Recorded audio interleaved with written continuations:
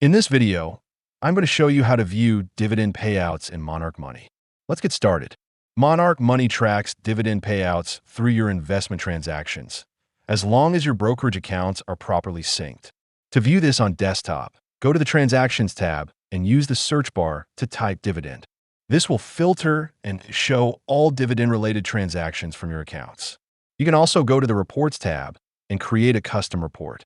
Filter by categories like dividends and capital gains to see your total dividend income over a selected time period.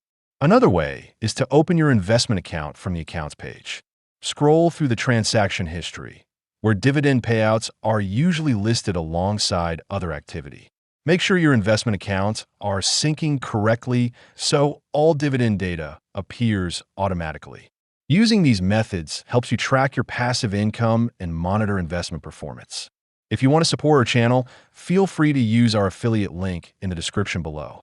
Thanks for watching, and I will see you in my next video.